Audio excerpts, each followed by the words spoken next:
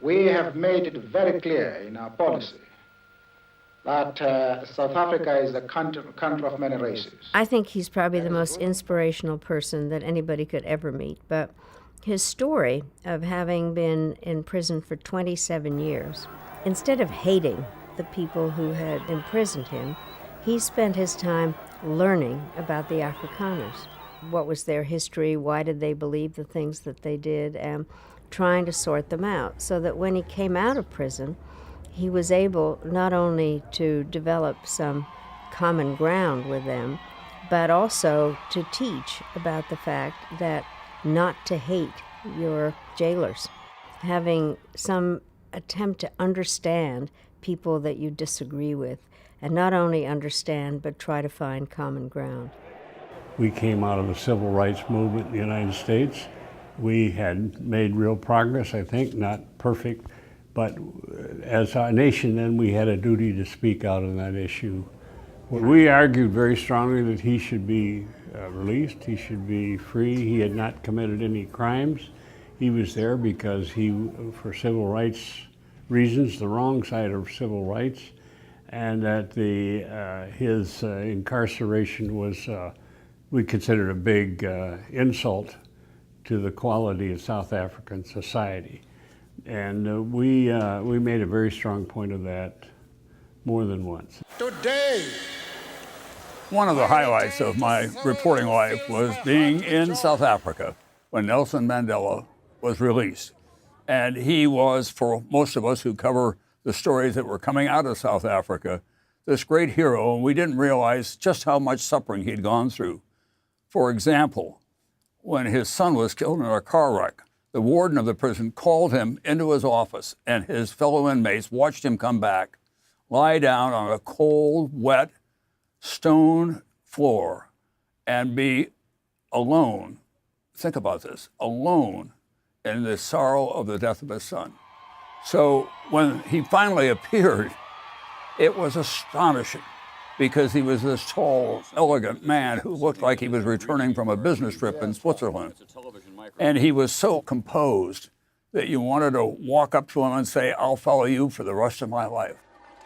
When I first went to South Africa and first met Mandela, it struck me as if I was meeting Thomas Jefferson. You know, I was meeting somebody who basically could help create a nation. It was the civil rights movement in America that made me believe that change was possible.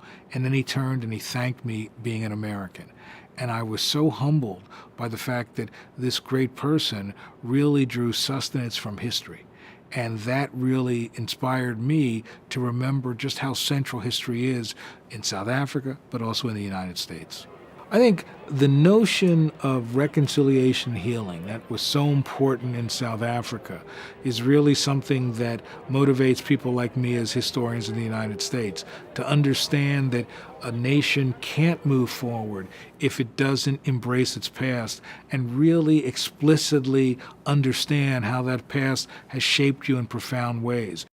When we would be sitting and talking, there were many times in the beginning he would say, "I was afraid to do this," or "I was frightened." And I remember thinking, my God, you're Nelson Mandela. How can you be afraid or frightened? And one day I actually said, "Madiba, how could you be scared there?"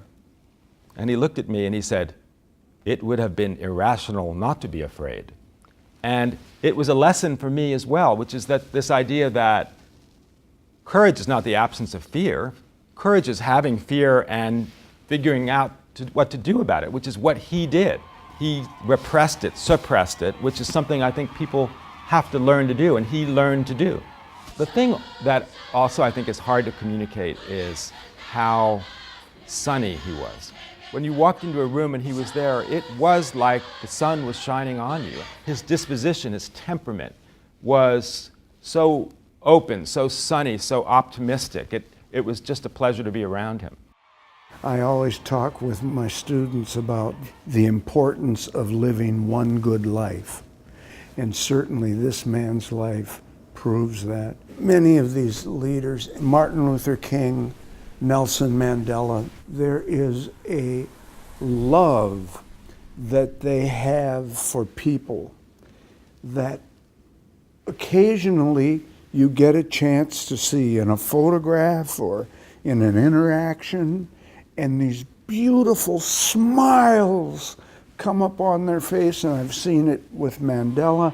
There's a joy inside of them that these vicissitudes of life have not been able to destroy.